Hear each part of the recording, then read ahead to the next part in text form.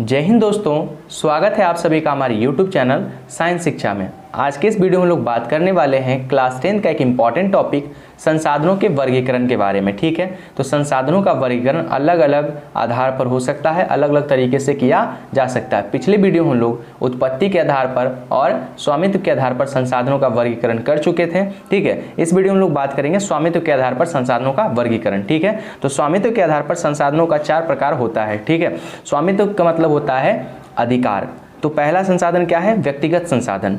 तो ऐसे संसाधन जो किसी खास व्यक्ति के अधिकार क्षेत्र में होता है उसे हम लोग व्यक्तिगत संसाधन कहते हैं। निजी व्यक्ति का अधिकार होता है। ठीक है, जिसके बदले में वे सरकार को लगान भी चुकाते हैं। इन संसाधनों के बदले में उन्हें सरकार को टैक्स देना पड़ता है, जैसे कि भूखंड, घर व अन्य जायदाद। क्लियर?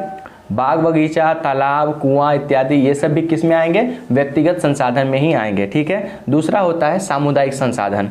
ऐसे संसाधन जो किसी खास समुदाय के आधिपत्य में होता है, मतलब खास समुदाय के अधिकार में होता है, जिसका उपयोग समूह के लिए सुलभ होता है। ऐसा नहीं है कि किसी निजी व्यक्ति ही कोई निजी व्यक्ति ही सिर्फ इसका यूज करेगा, बल्कि लोगों का समूह यूज कर सकता है। ठीक है, तो इस तरह के संसाधनों को हम लोग क्या बोलेंगे? सामुदायिक संसाधन बोलेंगे। ठीक है, गाँव के अंदर इसका एग्जाम्पल क्या होगा? चारण भूमि, शमशान, मंदिर या मस्जिद परिसर, सामुदायिक भवन, तालाब इत्यादि। नगर के अंदर सार्वजनिक पिकनिक, सार्वजनिक पार्क, पिकनिक स्थल, खेल मैदान, जितने भी धार्मिक स्थल है वो सारे क्या हो जाएंगे? सामुदायिक संसाधन। ठीक है,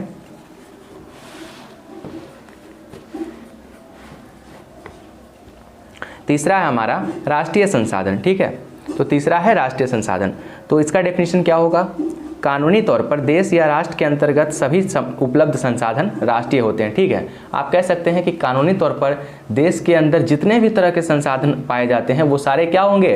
राष्ट्रीय संसाधन कहलाते हैं। क्लियर? ठीक है, देश की सरकार को वैधानिक हक है कि वे व्यक्तिगत संसाधनों का अधिग्रहण आम जनता के हित में कर सकती हैं। ठीक है, अब हम आपसे पूछे कि व्यक्तिगत संसाधन और सामुदायिक संसाधन राष्ट्रीय संसाधन कहलाएंगे या नहीं, तो वो आंसर क्या होगा कि ये दोनों राष्ट्रीय संसाधन कहलाएंगे। ठीक है, व्यक्तिगत संसाधन और सामुदायिक संसाधन को भी अपने अधिग्रहण में ले सकती है आम जनता के कल्याण के काम के लिए। समझ में आया बात? ठीक है, अब देखिए, तो चौथा संसाधन है अपना अंतर्राष्ट्रीय संसाधन।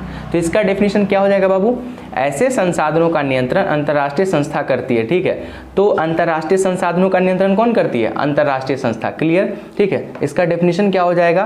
तट रेखा से 200 समुद्री मील। देखिए, किताब में किलोमीटर लिखा हुआ जो कि गलत है। ठीक है, होगा क्या यहाँ पे? समुद्री मील। क्लियर? क्योंकि समुद्र के अंदर दूरी को किस में मापते हैं? किस मात्रक में मापते हैं? समुद्री मील में। क्लियर? ठीक है, सीबीएसई के भी एनसीईआरटी में आपको मिलेगा 200 समुद्री मील, बट यहाँ पे रॉन्ग है। इसी के एक्सरसाइज में आपको समुद्री मील में क्वेश्चन पूछा गया। ठीक है, इसलिए थोड़ा सा फोकस कीजिएगा।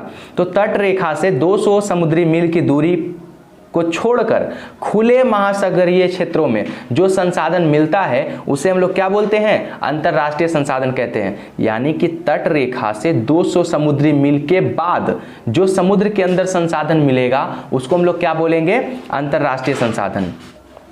अब देखिएगा अपवर्जक आर्थिक क्षेत्र क्या होता है। ठीक है, तो किसी देश की तट रेखा से 200 समुद्री मील की दूरी तक का क्षेत्र अपवर्जक आर्थिक क्षेत्र कहलाता है। ठीक है, तो एक बात याद रखिएगा, तट रेखा से 200 समुद्री मील के बाद जो संसाधन मिलता है उसको हम लोग अंतर्राष्ट्रीय संसाधन कहते हैं। ठीक है, जबकि 200 समुद्री मील के अंदर का जो क्षेत्र होता है उसको हम लोग क्या बोलते हैं? अपवर्जक आर्थिक क्षेत्र। और इन क्षेत्रों का इस्तेमाल सरकार पैसे कमाने के उद्देश्य करती है। जैसे वहां पे मछली पकड़ने का काम कर सकती है, वहां पे संसाधन मिलेगा तो वो संसाधन क्या होगा? उस देश की सरकार का होगा। समझ में आया बात? कोई दिक्कत है? तो आज हम लोग पढ़ लिए हैं स्वामित्व के आधार पर संसाधनों के प्रकार। तो 4 प्रकार होते हैं। पहला व्यक्तिगत संसाधन, दूसरा सामुदायिक संसाधन, तीसरा राष्ट्रीय संसाधन और चौथा अंतरराष्ट्रीय संसाधन। क्लियर? ठीक है, एक बात याद रखिएगा कि समुद्र में कितनी दूरी तक का संसाधन राष्ट्रीय संसाधन कहलाता है? तो 12 समुद्री मील, 12 नॉटिकल। ठीक है, देखिए राष्ट्रीय संसाधन कब तक कहलाएगा? 12 समुद्री मील तक। ठीक है, और 200 समुद्री मील के बाद क्या कहलाएगा? अंतरराष्ट्रीय संसाधन। और 200 समुद्री मील के अंदर तक का पूरा क्षेत्र क्या कहलाता है? अपवर्जक आर्थिक क्षेत्र। क्लियर? आई होप आप समझ गए होंगे।